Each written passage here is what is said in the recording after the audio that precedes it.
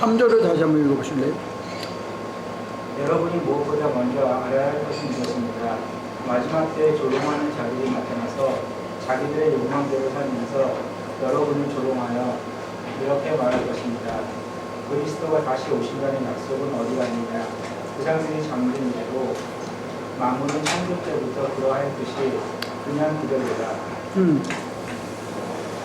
뭔 소리 하는 거죠?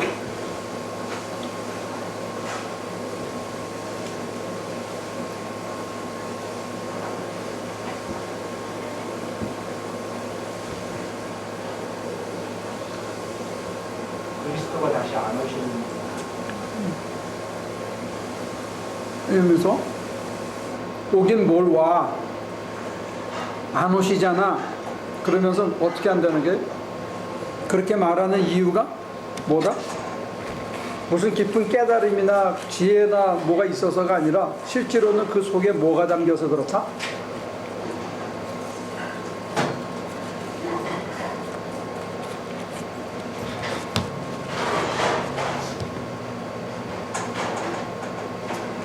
삼 절 여러분이 무엇보다 먼저 알아야 할 것은 이것입니다. 마지막 때에 조롱하는 자들이 나타나서 자기들의 욕망대로 살면서 여러분을 조롱하여 복음대로 사는 게 아니라 뭔 대로 산다? 욕망. 욕망. 이 욕망이 참 끈질긴 겁니다. 더 자고 싶은 욕망, 더 먹고 싶은 욕망, 더 편하고 싶은 욕망, 더 가지고 싶은 욕망, 욕망을 마음껏 다 해보고 싶은 욕망, 더 쌓고 싶은 욕망. 우리한테는 여러 가지 욕망이 있거든요. 그냥 우리가 단순히 무슨 성욕, 식욕, 뭐 성취욕 이렇게 하는데 그거보다 이게 직조가 돼서 훨씬 복잡하게 하는데 사람은 그 욕심대로 살고 싶은 게 있는 거예요. 자기 욕심대로. 욕심대로 살고 싶어서 예수님이 안 온다. 다시 안 온다. 예수님이 어떻게 다시 오냐? 이렇게 얘기한다는 거예요.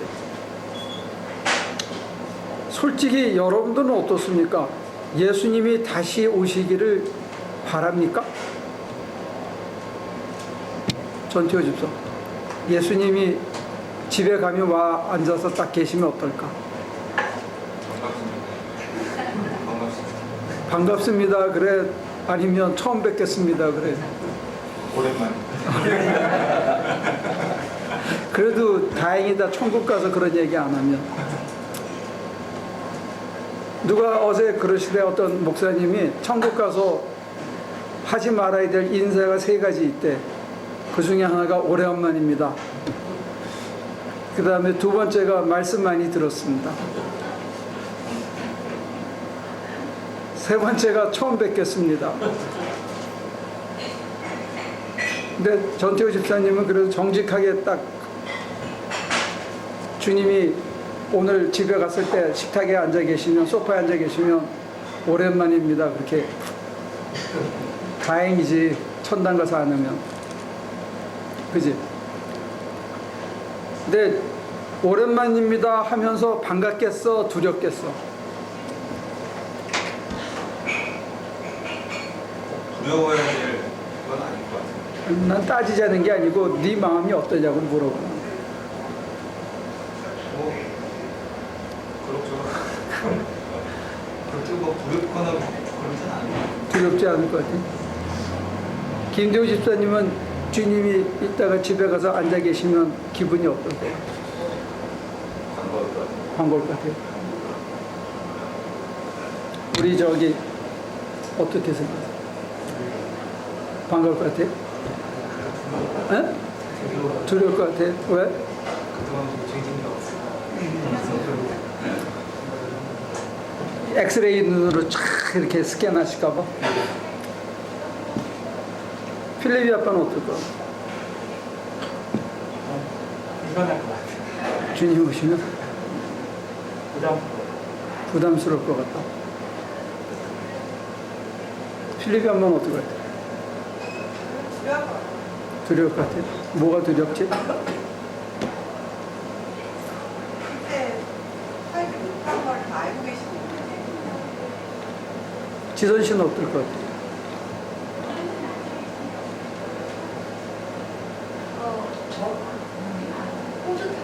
뿌듯할 것 같아요. 찾아주셔서. 전도사님 어떻게 들으세요?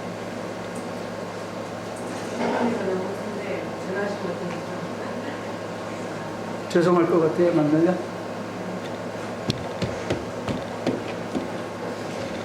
그래도 우리 김대호 집사님이 제일 낫네. 만나면 반가울 것 같다.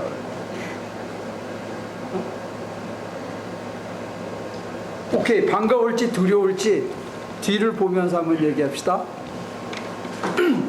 사랑하는 여러분, 이 한 가지만은 잊지 마십시오. 주님께는 하루가 천년 같고 천년이 하루 같습니다. 어떤 이들이 생각하는 것과 같이 주님께서는 약속을 더디시키는 것이 아닙니다. 오히려 여러분을 위해 오래 참으시는 것입니다. 하느님께서는 아무도 멸망하지 않고 모두 회개하는 데에 이르기를 바라십니다.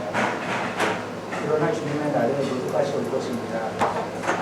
그날에 하늘은 요란한 소리를 내면서 사라지고 원소들은 불에 녹아버리고 땅과 그 안에 있는 모든 일은 드러날 것입니다. 이렇게 모든 것이 녹아버릴 텐데 어떠한 사람이 되어야 하겠습니까? 어떠한 사람이 되어야겠습니까? 여러분은 거룩한 현실과 경건한 삶 속에서 하느님의 날이 오기를 기다리고 그 날을 앞선 일로 후회하지 않겠습니까? 그 날에 하늘은 불타서 없어지고 원소들은 타서 녹아버릴 것입니다. 그러나 우리는 주님의 약속을 따라 정의가 깃들어 있는 새하늘과 새 땅을 기다리고 있습니다.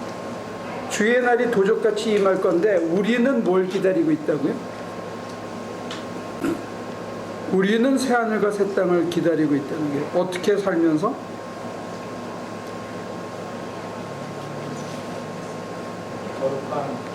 거룩한 행실과 경건한 삶 속에서 하나님의 날이 오기를 기다린다는 거예요.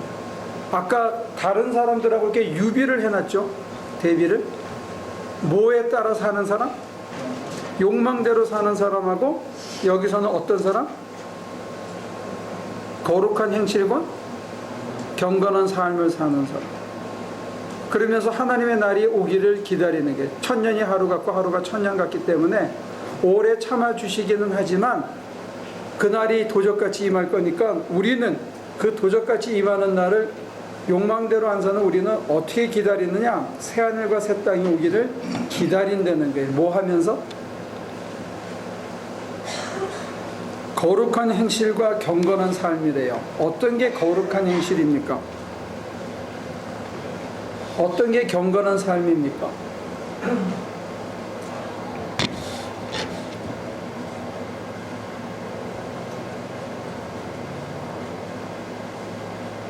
거룩한 행실과 경건한 삶을 구체적으로 어떻게 여러분들은 예를 들 수가 있죠?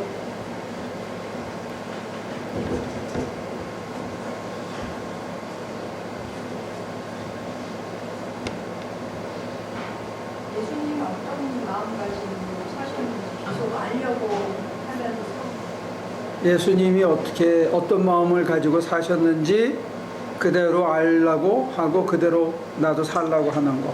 구체적으로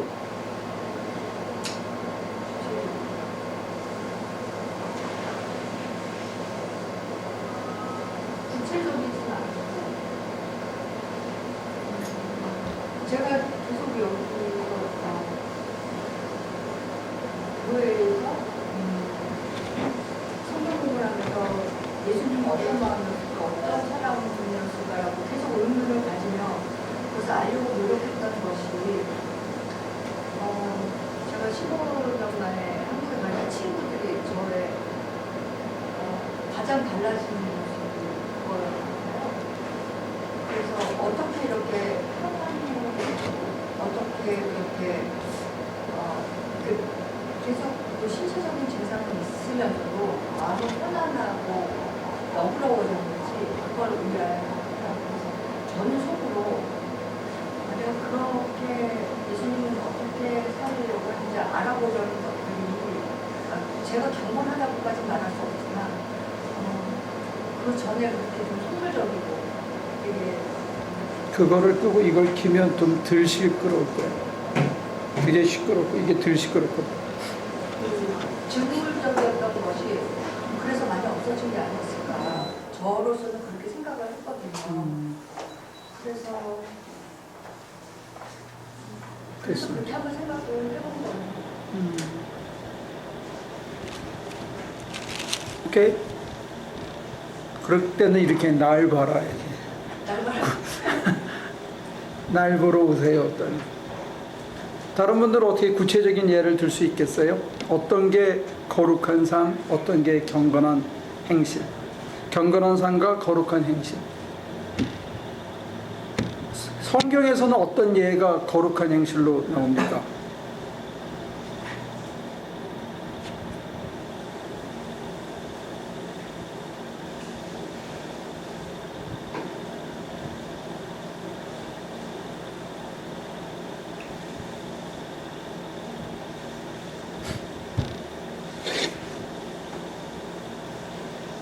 어떤 게 거룩한 행실이죠? 그 교인들이, 우리 믿는 사람들이 거룩 이러면 엘러지 반응을 일으키는 것 같아요. 특히 우리 교회에서는 누가 거룩하다고 얘기할까봐 난 아니야 전부 이렇게 나는 전혀 아니야. 일단 넥타이부터 안 매고 정장을 안 하니까 우리 교인들은 좀 거룩하게 안 보이는 것 같아요. 점잖게도 안 생겼고.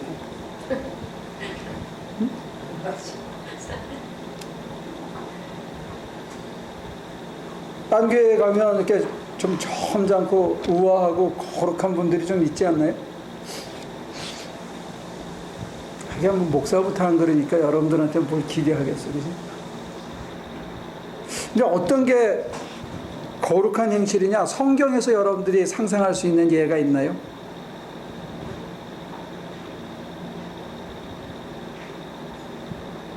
성경에서 거룩한 행실.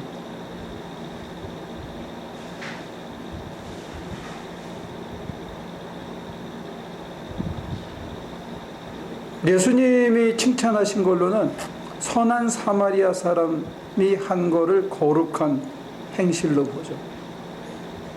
너희도 가서 이와 같이 해라. 그 다음에 경건한 삶이 어떤 거냐면 이 산에서도 말고 저 산에서도 말고 진정과 신령으로 예배 드릴 날이 올 건데 그 사람에게 뭘 요구하냐면 배고픈 자에게 떡을 주고 목마른 자에게 물을 주고 옥에 갇힌 자를 찾아가고 병든 자를 돌보는 거, 이거를 경건의 삶이라고 그랬어요. 우리가 생각하는 것보다 기독교 가르침은, 예수님의 가르침은 훨씬 더 구체적이고 훨씬 더 실천적이라는 거예요. 거룩이 어떤 추상적인 개념이거나 멋있게 이렇게 겉을 치는 게 아니고 손에 땀을 묻히고 흙을 묻히고 피를 묻히면서 아픈 사람을 씻고 나귀 타고 거기까지 가서 사간에 부려놓는 거, 이런 게 거룩한 거라는 거예요. 왜냐하면 우리가 가장 거룩한 성물이 뭐죠? 캐톨릭은 금방 나올 텐데 가장 거룩한 성물을 캐톨릭에서 뭘로 봐요? 십자가. 그게 왜 거룩해요? 찬송가에는 그 참혹한 십자가에 주 달려 죽으신, 참혹한 십자가를 왜 거룩하게 보죠?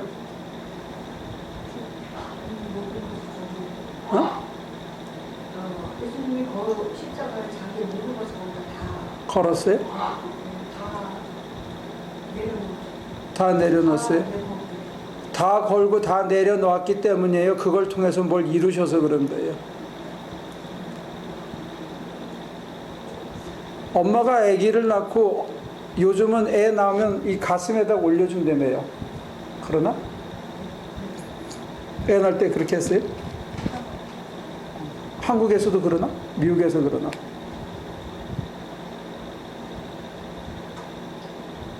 필리핀을 어디서 낳았어요? 미국에서? 그러면 애 낳으면 여기 가슴에 안겨져? 보라매.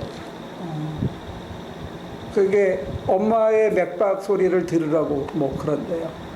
때 그 애를 진통 속에서 낳고 핏덩어리 겨우 닦은 거를 여기다 해놓은 그걸 가장 거룩한 모습으로 봐요.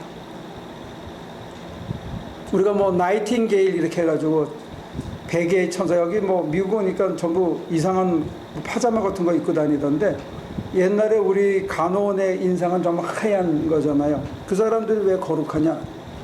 다른 사람의 생명을 살리기 때문에 거룩한 거예요. 근데 다른 사람의 생명을 살리려 그러면 그 살리는 사람은, 산모는 뭘 흘려요? 피를 흘리는, 땀을 흘리고 피를 흘리고 애를 쓰는 게, 그게 겉으로 드러난 모습은 그래요. 그걸 통해서 사람이 살아나는 거죠. 다른 사람을 하나 살리려 그러면 진이 빠져요. 사람들이 보통 고집불통이 아니잖아요. 그걸 설득해가지고 그 사람이 빤듯하게 쓰려 그러면 그 살리는 사람은 정말 진이 빠지고 정말 애를 쓰고 모든 걸 다 쏟아놓고 땀을 흘리고 자기를 그냥 속에서 구역질이 날 정도로 이걸 다 쏟지 않고는 그 사람이 살아나지 않아요. 그러니까 우리가 거룩한 행실, 경건한 삶, 이 외형적인 모습은 껍데기가 아니라는 거예요. 그 껍데기는 오히려 피를 철철 묻히고 땀을 비지땀을 흘리고 사람이 지쳐가지고 뭘 어떻게 더 할 수 없는 상태에 이르는 것, 그게 경건한 삶, 거룩한 행실의 겉모습이라는 거예요. 우리 기독교인들에게서 가장 거룩한 형상은 십자가예요. 그 십자가에는 달려 죽는 자리고, 내가 달려 죽음으로써 너를 살리는 자리가 십자가라는 거예요. 희생 없이는 거룩은 없습니다. 헌신 없이는 거룩은 없습니다. 우리들은 그래도, 우리 하나교인들은 그나마 그래도 어떤 공감된 경험이 있는데, 그게 뭐냐면 가서 진을 쏟고 정말 힘을 다해서 벽을 세우고 거기에 예배당에 서고 거기서 찬양을 부를 때 우리는 어떤 경건이나 거룩이라는 것을 잠깐 느낄 수가 있어요. 여기 내가 사진을 하나 갔다 와서 찍은 거를 보니까 필립이하고 두 사람 뒤에 서고, 저기 우리 전태호 집사의 식구하고 효선이하고 효재하고 해서 이렇게 나 케이크 자르는 게 있더라고. 야, 내 모습이 완전 거지 새끼 같아. 세상에 그런 산거지가 없어. 근데 그게 사실은 우리가 진을 쓰고 나서, 내가 보니까 나만 그런 게 아니고 뭐 필립이 엄마도 그렇고 필립이 아빠도 그렇고, 여기 뭐 제일 더럽대. 필립이 아빠가 제일 그지같이 이렇게 뭐 허연 가루 묻히고 완전히 그런 산거지가 없어. 근데 그게 거룩한 거다. 바로 그 모습이 남을 위해서 자기 시간과 재능과 관심과 에너지를 다 쏟고, 겉모습은 정말로 형편없는데 그걸 하려고 기를 쓰고 있는 모습을 우리 목사님이 가서 막 찍었잖아요. 그게 예술이야. 그 모습이, 그 모습 속에 예수가 보인다는 거예요. 그 헌신 속에. 우리는 이상한 데서 자꾸, 그래서 그 김지아 시인이라고 아시죠? 오래전에 김지아라는 분은 금관의 예수라 그래가지고 예수에게 금관을 씌움으로써 사실은 기독교 복음의 생명력은 죽었다, 이렇게 시로 쓰셨어요. 사람들이 금관의 예수를 만들어 놓고 그를 숭배한다는 거예요. 근데 예수는 그 십자가에서 내려와서 정말로 가난하고 힘들고 어려운 사람들 위해서 사셨다는 거죠. 우리가 이거를 못 받아들이는 것 같아요. 내가 그렇게 사는 게 거룩한 삶이고, 내가 그것을 이겨낼 때 하나님이 나를 거룩하게 변화시켜 간다는 거예요. 그래서 그걸 자꾸 힘들다고만 생각하는, 힘들다고만, 고생스럽다고만. 이거를 좀 반전해야 되는 게 그게. 왜냐면 그게 반전이 되면 내 모습 속에서 사람들이 예수를 만날 수가 있어요. 첫째는. 두 번째는 뭐냐면 그 반전을 이루는 삶 속에 내가 아까 얘기한, 우리 지선 씨가 얘기한 너그러워지는 품성이 조금씩 생긴다는 거예요. 여유가 생기고 있는 그대로 환경을 받아들일 수 있는 넉넉함이 생겨서 다른 사람들이 범접할 수 없는 힘이 생긴다는 거예요. 이게 우리가 현실에서 받는 보상이에요. 땀 흘리고 애쓰고. 마치 그 태권도 선수들이나 애슬릿들이, 그 운동선수들이 쭉 땀 흘리고 연습하고 나면 기량이 이렇게 향상되잖아요. 그런 것처럼 저와 여러분들이 남을 위해서 뭐 묻히고 뭐 땀 흘리고 상그지 모습을 하는 속에서 자기 삶의 어떤 환란도 받아들일 수 있는 여유로움이, 넉넉함이, 자신감이 생긴다. 자존감이. 그러니까 내가 그렇게 지나고 났기 때문에 현실에서 그렇게 깔끔하게 못 입어도, 화려한 옷을 못 입어도 내가 자족할 수가 있게 되는 거죠. 그게 자신감입니다. 저는 목사로서 여러분들한테 그런 자신감과 자존감을 좀 넉넉히 가졌으면 하고 권면하는 거예요. 있고 먹고 가진 것 때문에가 아니고, 있고 먹고 가진 게 없어도 그냥 내가 나로서 내가 거룩한 삶을 살고 거룩한 행실을 통해서 내 자신에 대해서 좀 당당할 수 있는, 내가 이것 때문에 살고 있다는 그런 자신감이 좀 여러분들이 넘쳤으면 좋겠어요. 그게 여기 지금 나와 있는 겁니다. 갈까요? 사랑하는 여러분, 여러분이 이것을 기다리고 있으니 티도 없고 흠도 없는 사람으로 아무 탈이 없이 하느님 앞에 나타날 수 있도록 해주시옵소서. 이거 굉장한 약속입니다. 티도 없고 흠도 없고 아무 탈 없이 하나님 앞에 나타날 수 있어요. 주님이 찾아왔을 때 집에 딱 갔더니 주님이 계신데 반가워서 막 끌어안고 싶고, 끌어안겼는데 주님이 날 봤을 때 아무 티도 흠도 안 보여. 주님 눈에는 그냥 사랑스럽기만 해. 왜? 우리가 헌신하고 고생하고 지금까지 믿음을 지켜왔다는 걸 아시기 때문에, 열심히 살아왔다는 걸 아시기 때문에 주님이 우리를 보면 그냥 끌어안아주고 싶은 것 외에는 없는 그런 사람이 되려는 거죠. 그래서 15절에 그리고 우리 주님의 오래 참으심이 구원을 위한 것이라고 생각하십시오. 그것은 우리의 사랑하는 형제 바울이 자기가 받은 지혜를 따라서 여러분에게 편지한 바와 같습니다. 바울은 모든 편지에서 이런 것을 두고 말하고 있는데, 그 가운데는 아주 어려운 것이 더러 있어서 무식하거나 믿음이 굳세지 못한 사람은 다른 성경을 잘못 해석하듯이 그것을 잘못 해석해서 마치면 스스로 파멸에 이르고 말 것입니다.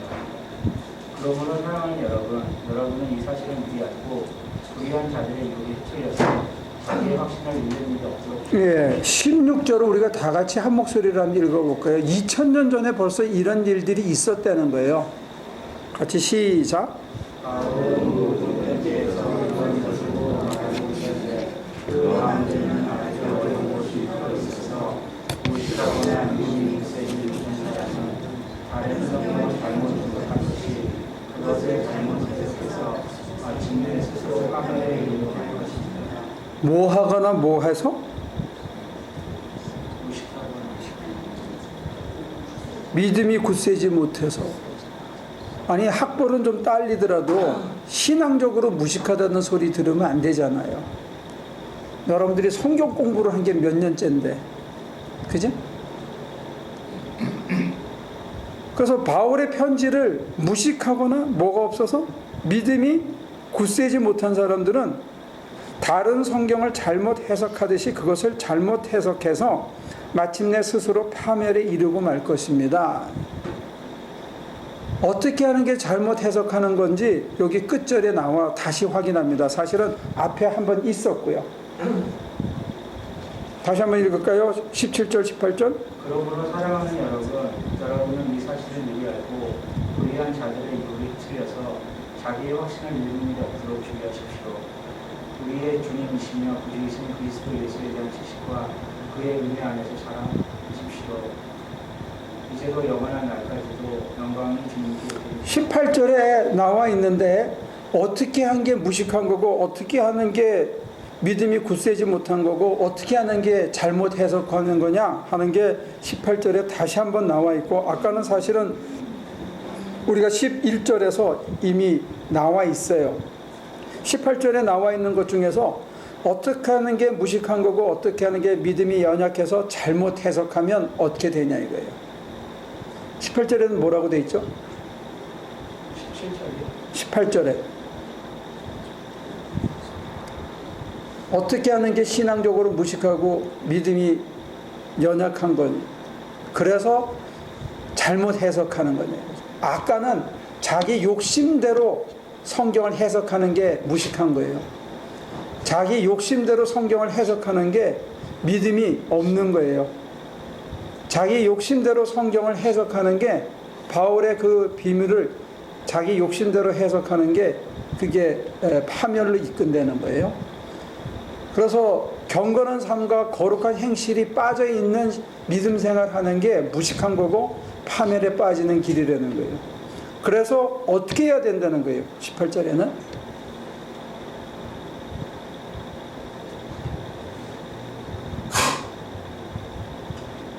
뭐라고 되어 있죠? 18절 우리 다 같이 한 목소리 읽어볼까요? 시작. 우리의 주님이시며 우리이신 그리스도 예수에 대한 지식과 그의 은혜 안에서 자라시기를 이제도 영원한 날까지도 영광이 주님께 있으리이다. 뭐라고요? 어떻게 해야 된다고요?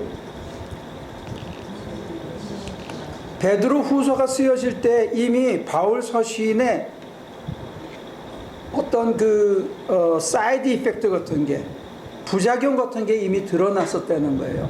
그래서 베드로 후서가 쓰여진 겁니다.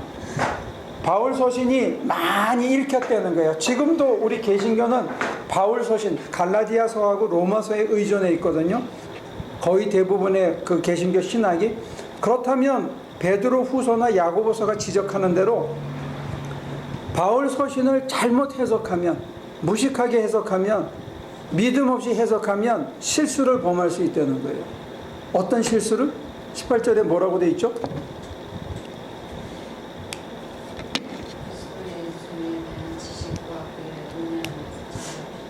지식과 은혜 안에서 어떻게?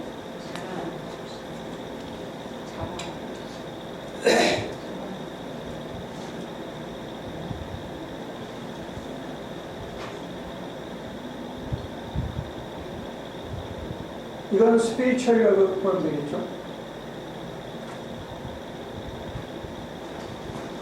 자라야 된다는 게 자라야.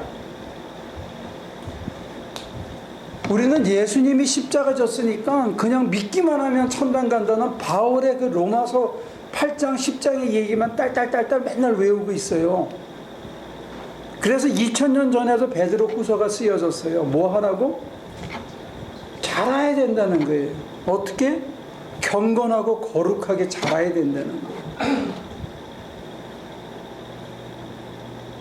어디서? 여기서. 죽기 전에. 죽기 전까지 끊임없이 자라야 된다는 게, 안 자라고 구원받았다는 소리만 맨날 해쌓고 있다는 거예요. 그런 사람이 받기는 뭘 받아. 누리지 못하고 사는데.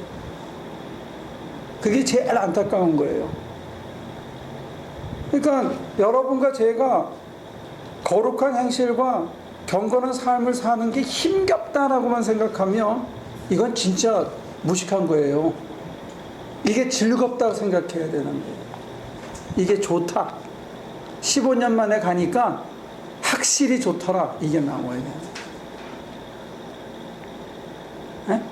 내가 여기 섞여 있을 때는 몰랐는데 다른 데 던져지니까 내가 많이 자랐더라. 그래서 참 이게 좋은 거더라. 이게 있어야 된다.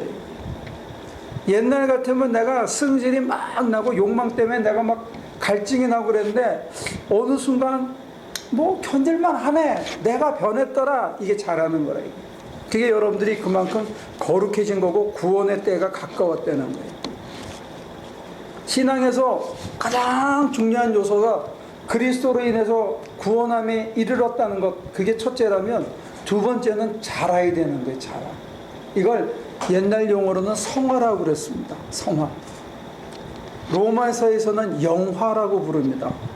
glorification. 저와 여러분들이 영화로움을 얻었다는 거예요. 근데 언제 영화로워지느냐? 지난주에 누가 얘기한 것처럼 예수님처럼 살 때 영화로워지는 거예요. 가장 표상이 뭐냐? 십자가예요. 치욕의 표상이며 동시에 영광의 표상입니다. 여러분들한테 예를 들어서 달나라에 가라. 영광입니까? 치욕입니까? 개고생입니까? 어? 어떻게 생각해? 왜 가라고 했냐고. 달 탐사하러. 맨 처음에. 그건 영광이야? 못 돌아올 수도 있는데. 돌아올 확률이 10,000분의 1도 안 됐었다고 그래요. 기적이야, 온 게.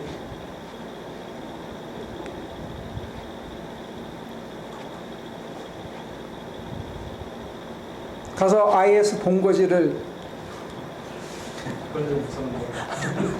그건 좀 무서운데 그 영광이야, 치욕이야. 버린 것 같은데. 가서 빈내단을 사살하고 와라. 이게 영광이에요, 치욕이. 사람의 땅에서는 영광이 예? 땅에서는 영광이라고 빈라덴을 죽이고 왔다고 해서 무슨 큰 돈을 버는 거 아니에요. 패들이. 이름을 네. 땅에서는 사람들이 칭송을 하고 그 네이비세일 인터뷰하고 그랬었잖아요. 빈라덴 해치운다. 근데 여러분들이 생각하실 때 달나라를 탐색하고 와라. 영광으로 생각할 수 있잖아요. 근데 거기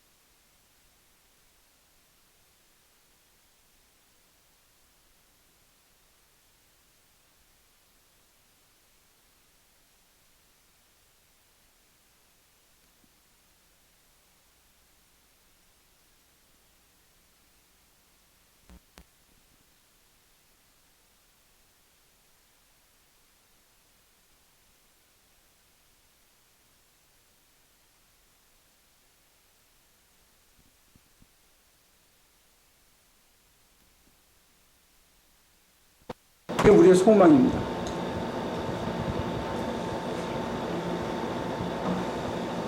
전 여러분들이 나중에 자기 자녀들에게 그런 간증을 할 수 있으면 좋겠어요. 내가 참 험한 인생을 살았지만 그러나 하나님의 은혜로 여기까지 왔고 주신 믿음을 내가 잘 지켰다. 난 네가 나처럼 잘 믿고 살았으면 좋겠다. 그런 유산을 여러분들이 또 제가 물려줄 수 있으면 참 좋겠다. 기도할게요. 하나님, 부끄럽고 모자란 것 투성이지만 오늘까지 살려주셔서 여기까지 왔습니다. 우리 한 사람 한 사람을 들여다보면 그저 모자라고 부족한 것 투성이지만 그런 우리에게 소망을 잃지 않으시고 우리를 믿어주시는 하나님, 여전히 우리의 가능성에 기대를 거시는 하나님, 그 기대와 믿음을 저버리지 않게 도와주셔서 우리를 낮고 비천한 자리에 그리고 흙먼지를 뒤집어 쓰고 다른 사람의 피를 우리 옷에 묻히고 그들을 업고 나르기 위해서 우리가 비지땀을 흘려야 될 때 감사함으로 따라갈 수 있게 도와주시옵소서. 온갖 입술의 말로 거짓을 고하고 온갖 껍데기를 치장하는 데 많은 세월을 보냈습니다. 이제 진솔하게 하나님이 우리에게 원하신 바를 한 걸음 한 걸음 감당해 나가는 저희 되게 하여 주시옵소서. 연약하고 부족한 저희들에게 늘 새 믿음으로 인도 주시고 이끌어 주시는 주님께 감사드리며 이 모든 말씀 예수님의 이름으로 기도합니다.